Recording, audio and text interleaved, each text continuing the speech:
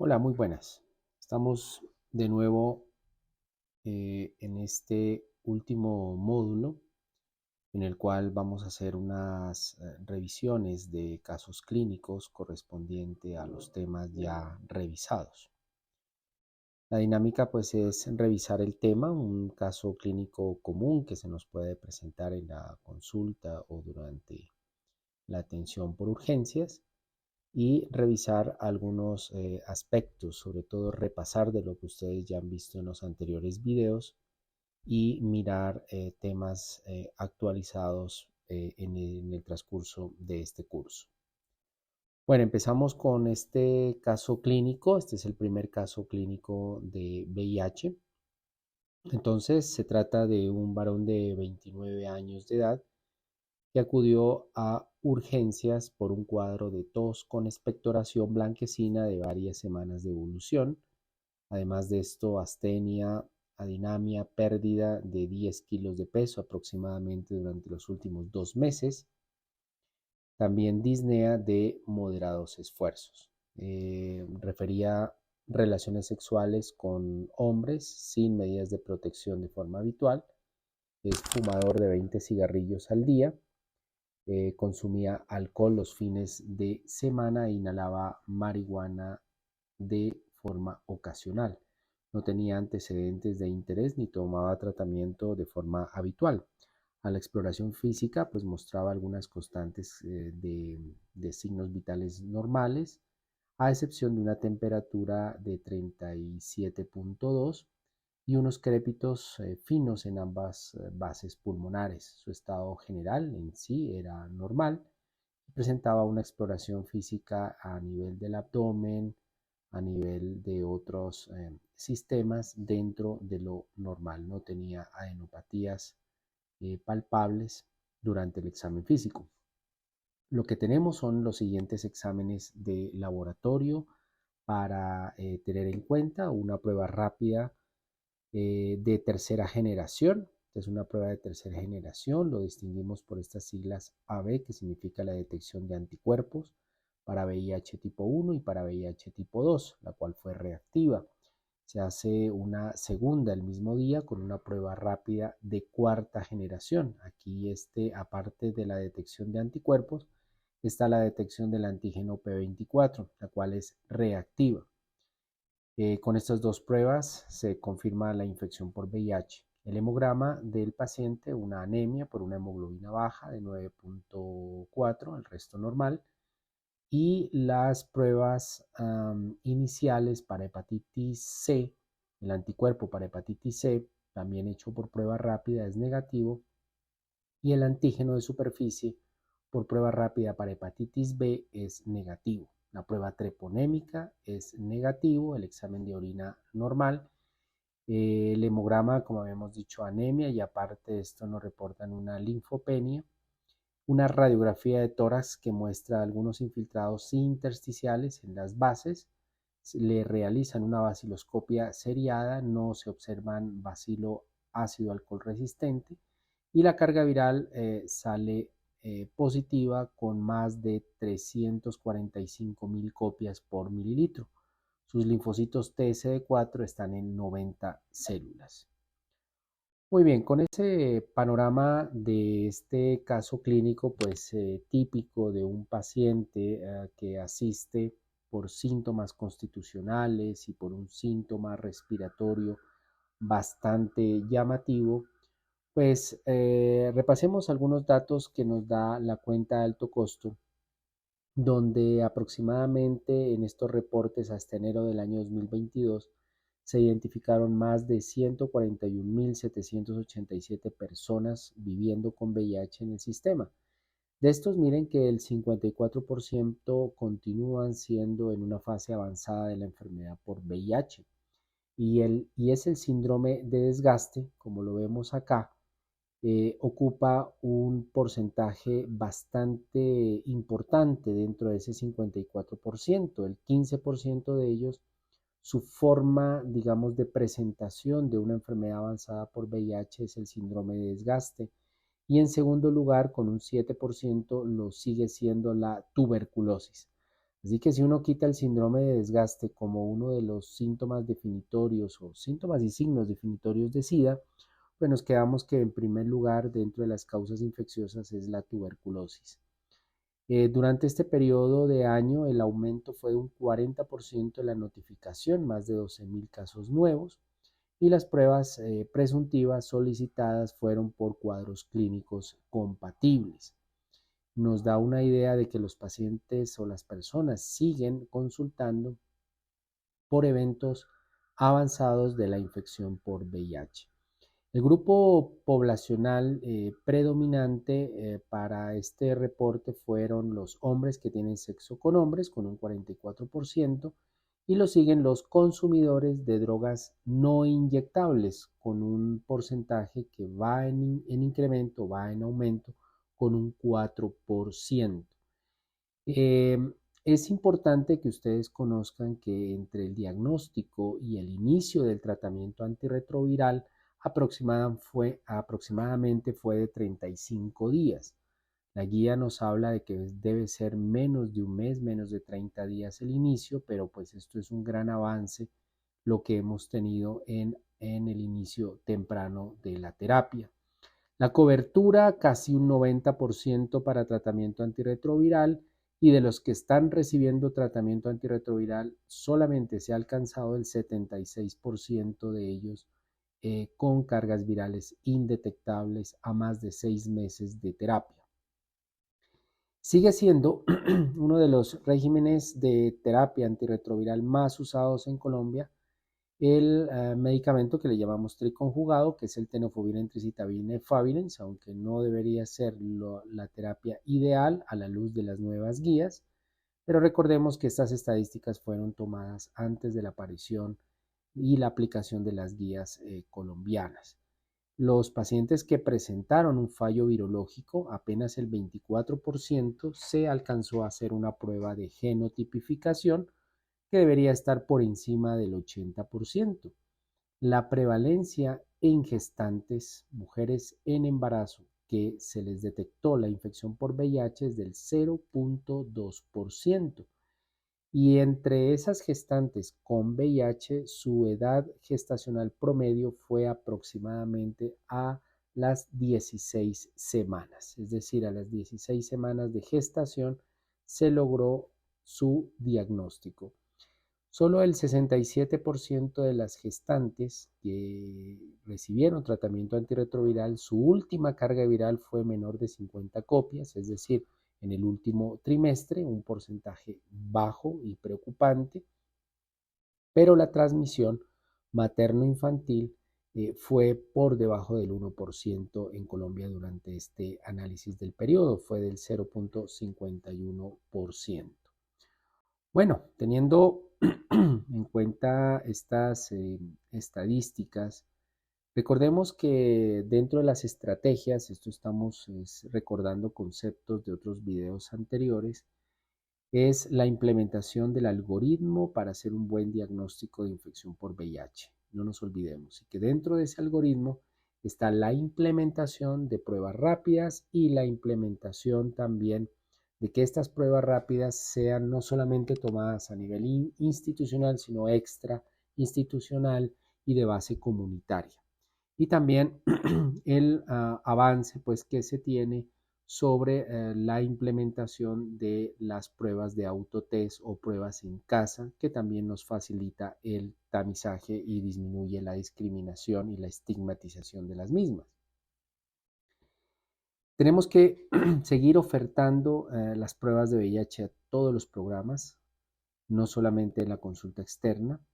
Recuerden que la consejería para hacer estas pruebas debe ser lo más dirigido a poblaciones especiales, que hay que eliminar esas barreras de hacer un consentimiento y una posprueba. Recordar que las pruebas, si bien requieren una información básica más que una preprueba, la información básica es dar datos importantes de lo que la persona requiere conocer para acceder a esta prueba de VIH, conocer qué es el VIH, su forma de transmisión y cómo vamos a practicar la prueba, y la ruta de esta prueba, si es positiva, qué se debe hacer y si es negativa, qué se debe hacer. En un tiempo corto de 15 minutos o menos tal vez, y de esa manera eliminamos muchas barreras en su consentimiento y en su estigmatización durante el desarrollo de esta actividad.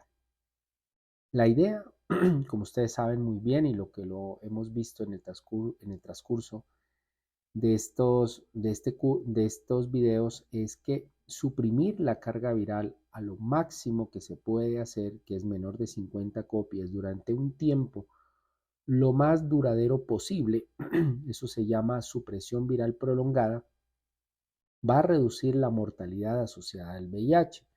Vamos a integrar, vamos a permitir dentro de los programas seguir estas comorbilidades que no solamente son comorbilidades de origen infeccioso, sino no infeccioso, como los riesgos cardiovasculares, como los riesgos renales, el riesgo óseo que nosotros debemos vigilar en nuestros pacientes, y eso solamente logramos a través de una atención integrada.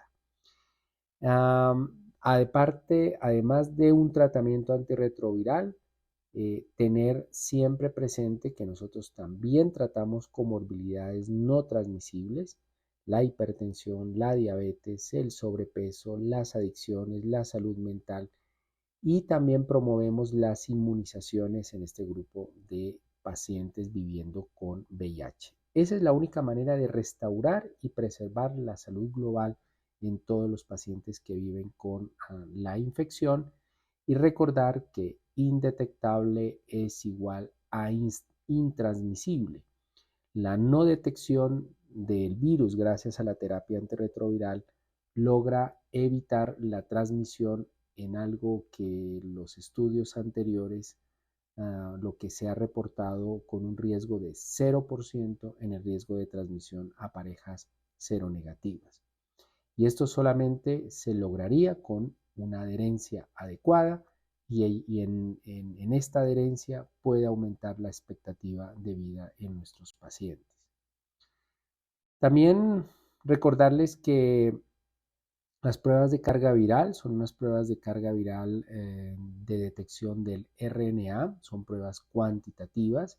Como ustedes pueden ver en este dibujito, estas pruebas de detección son positivas las cargas virales a partir de los 10 días, lo cual disminuye el periodo de ventana.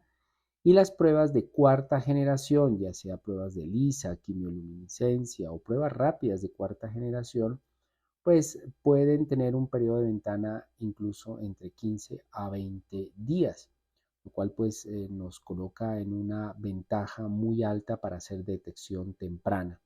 Hay que preferir estas pruebas rápidas de cuarta generación, sobre todo si hacemos tamizaje en mujeres gestantes. Recuerden, mujeres gestantes. También cuando hacemos detección en urgencias o en personas víctimas de violencia sexual.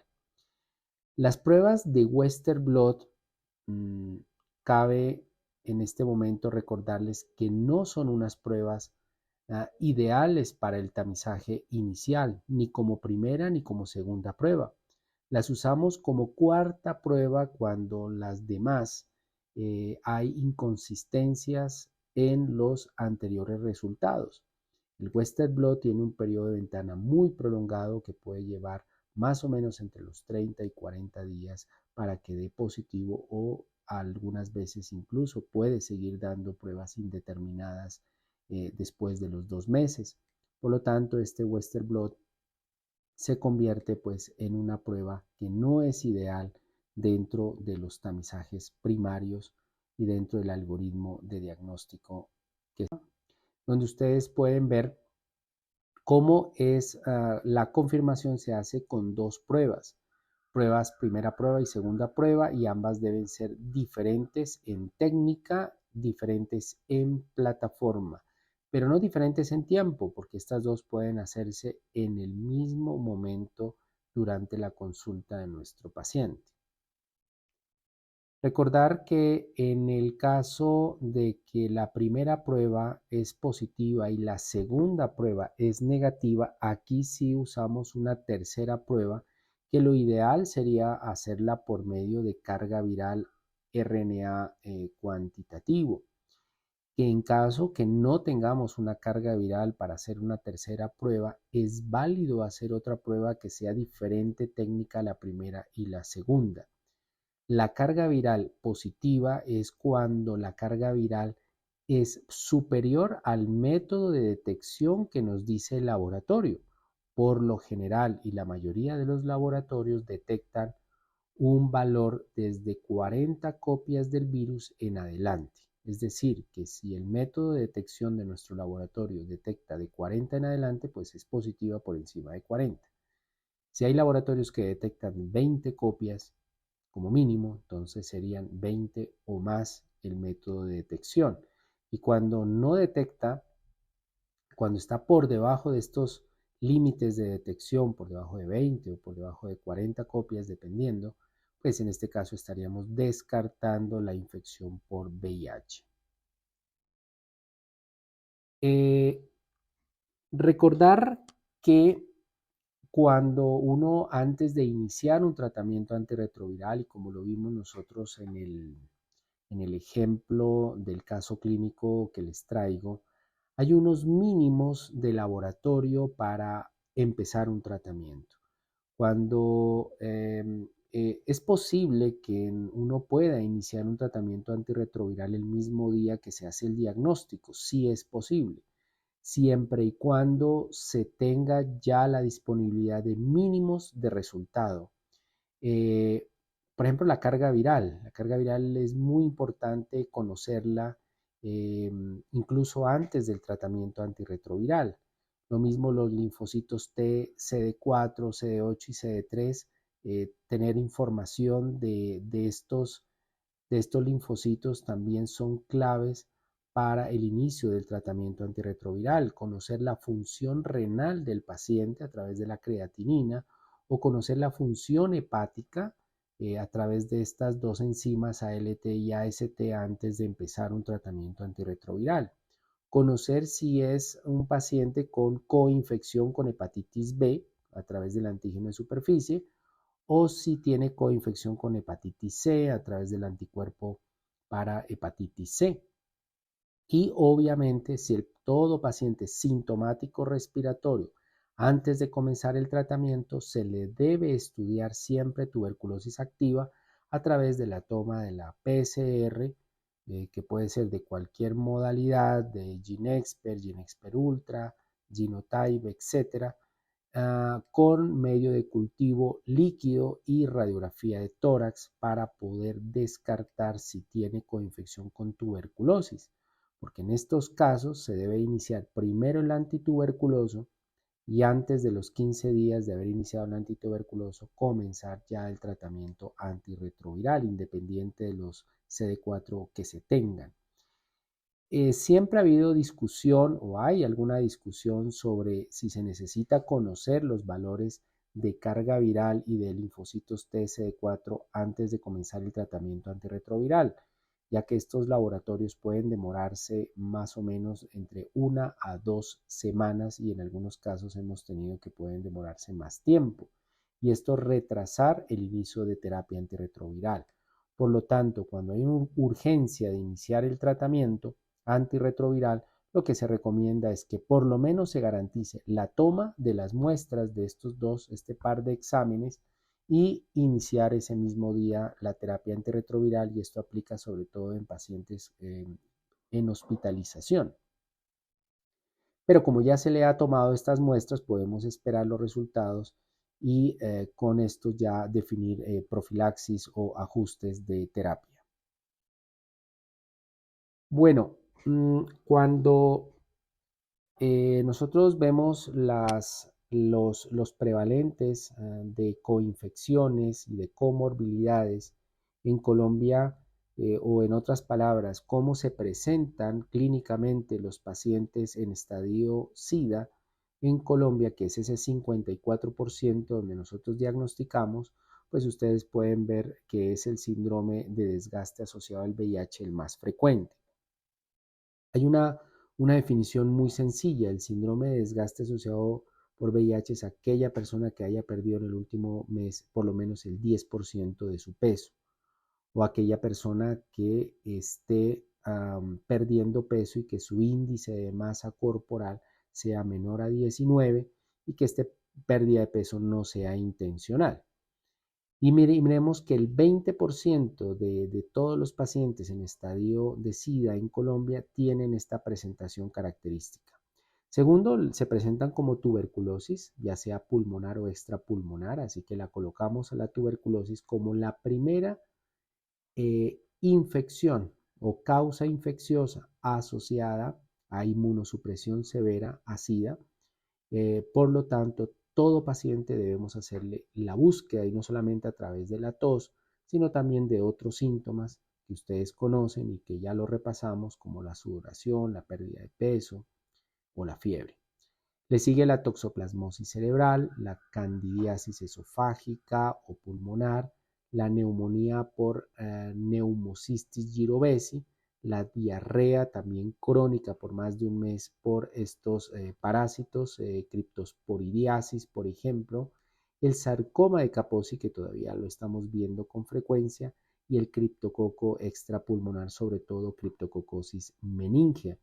Y de ahí hacia abajo, pues las demás que son menos frecuentes, como ya son herpes que ocurren en algunas zonas, pulmonar, esofágico, neumonías recurrentes, más de 2 episodios de neumonía por año, infecciones por citomegalovirus, sobre todo ocular, histoplasmosis diseminada, linfomas de Purkin, encefalopatía multifocal eh, progresiva, que también es frecuente. El caso clínico que nosotros estudiábamos, que se les presentó, fue un paciente con unos CD4 muy bajos, por debajo de 100, creo que eran 90 células, algo así. Y pues vemos que es un paciente en estadio 3, porque vemos que los linfocitos cuando están por debajo de 200 ya es un estadio 3, es decir, una fase de SIDA. Pero aparte de eso, tiene el paciente una enfermedad definitoria, tiene un síndrome de desgaste, tiene un síndrome caquético porque ha perdido su peso, más del 10% de peso inicial, así que también lo catalogamos por la clínica en un estadio 3. Entonces, por clínica estadio 3 y por CD4 estadio 3.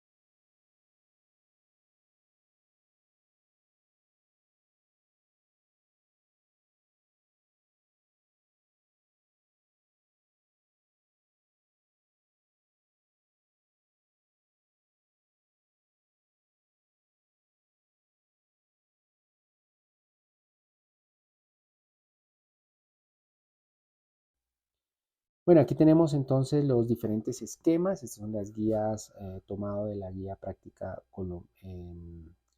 clínica colombiana, donde dividen los regímenes de tratamiento en dos grandes grupos, los preferidos y los alternativos. Prácticamente pues se ha retirado en estos preferidos, se ha eliminado las familias de los inhibidores no nucleótidos de la transcriptasa reversa, como era el efavirenz o la nevirapina, y también se ha eliminado los inhibidores de proteasa, conocidos como el atazanavir o como el lopinavir-ritonavir, o incluso como el darunavir-ritonavir, a pesar de que los seguimos usando. Y tenemos estas estrategias. Miren, esto es una terapia Victegravir con tenofovir e tricitabina, que viene en una sola pastilla, en una sola tableta. Tenemos esta opción de dolutegravir con tenofovir en tricitabina.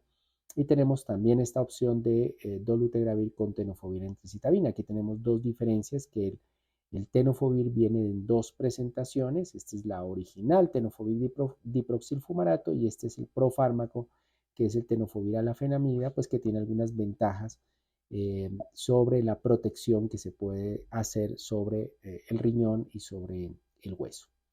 Y acá tenemos otra combinación que viene en una sola pastilla, que es dolutegravir, vacabilamivudina, y la primera biterapia aprobada en estas guías, que es el uso del dolutegravir con lamivudina. También otra de las estrategias que se recurso alternativos.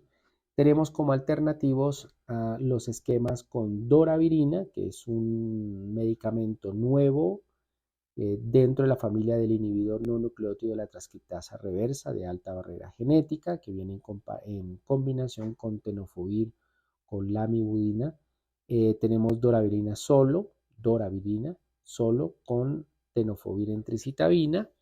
Tenemos la combinación del vitegravir, cobicistat, tenofovir en tricitabina. El raltegravir está como alternativo.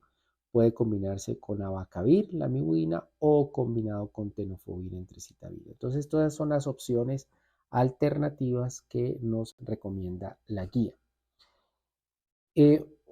Siempre los linfocitos TCD4 nos van a ayudar muchísimo para la búsqueda y la decisión de las profilaxis.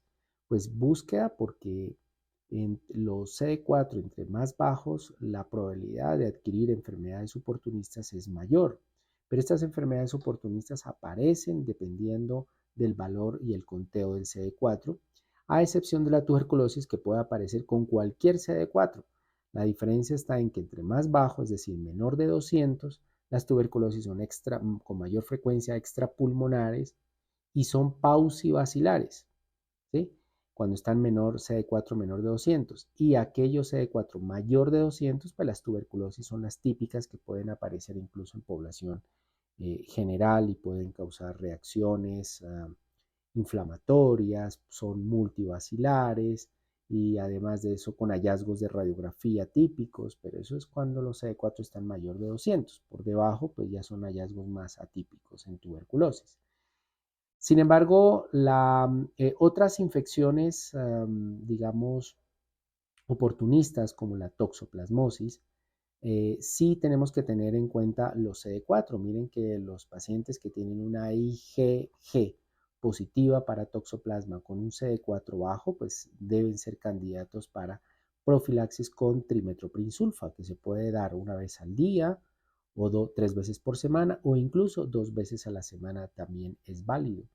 En el caso de la tuberculosis, la búsqueda en pacientes que todavía no son sintomáticos respiratorios, ojo con eso, lo hacemos con tuberculina.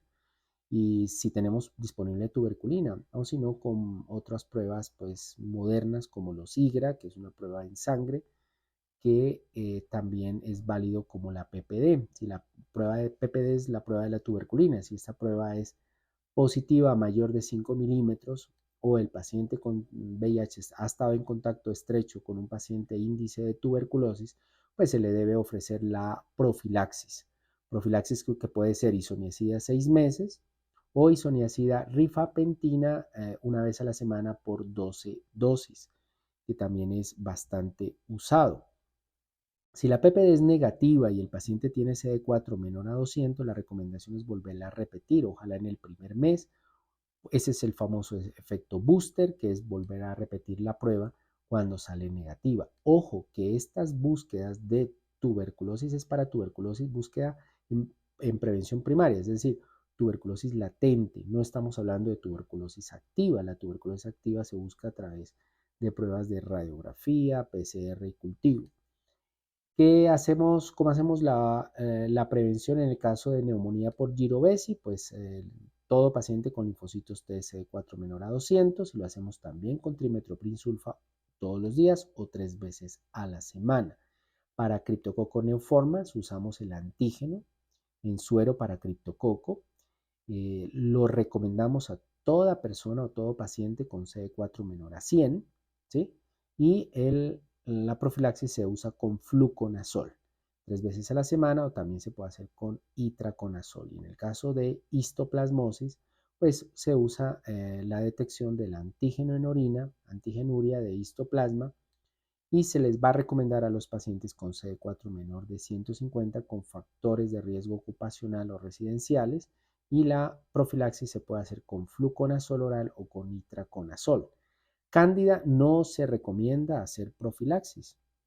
Lo mismo que para citomegalovirus no se recomienda hacer profilaxis, independiente de lo que los valores de IgM y IgG para citomegalovirus lo tengan.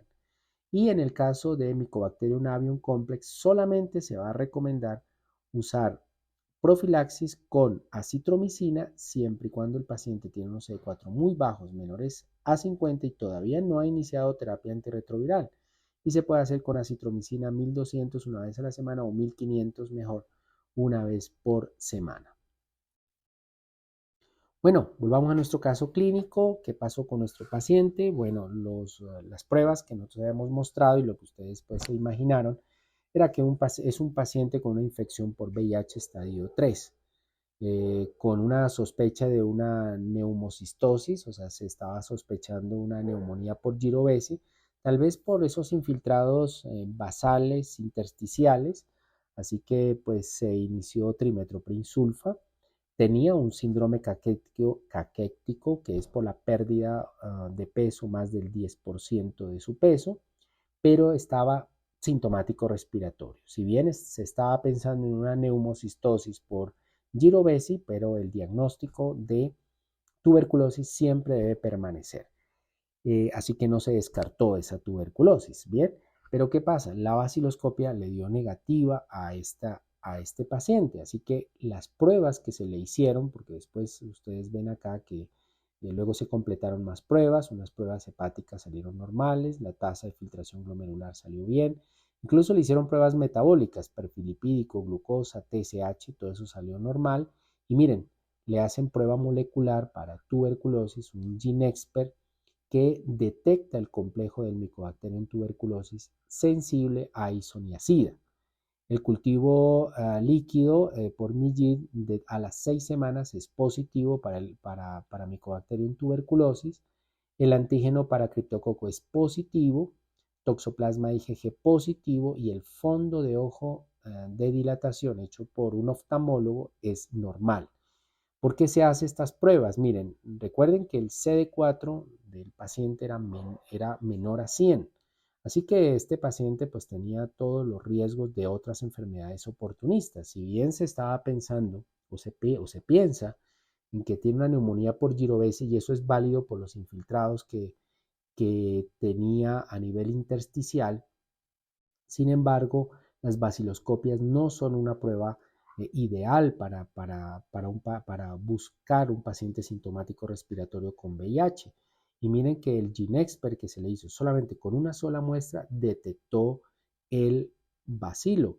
No solamente que lo detecta por la técnica, porque esto lo que detecta es el fragmento del ADN del bacilo, sino que además de eso es capaz de detectar aquellas inserciones genéticas donde puede ser o resistente o sensible, en este caso a isoniazida.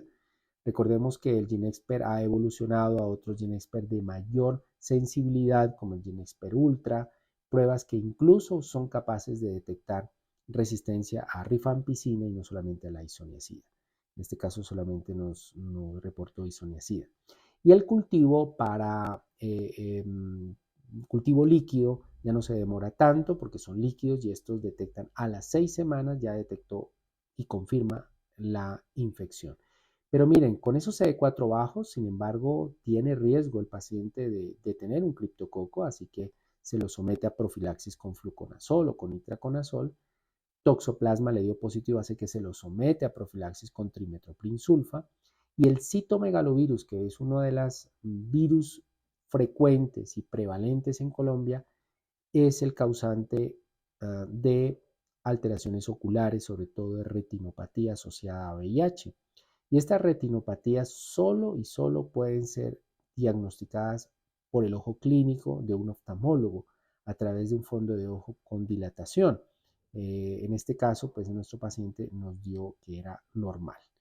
Bueno, ¿qué pasó con nuestro paciente? Pues se le inició su terapia para tuberculosis, una fase de inducción de 56 dosis y 112 dosis con las terapias pues convencionales como se hacen siempre y como las vamos nosotros ahora a repasar.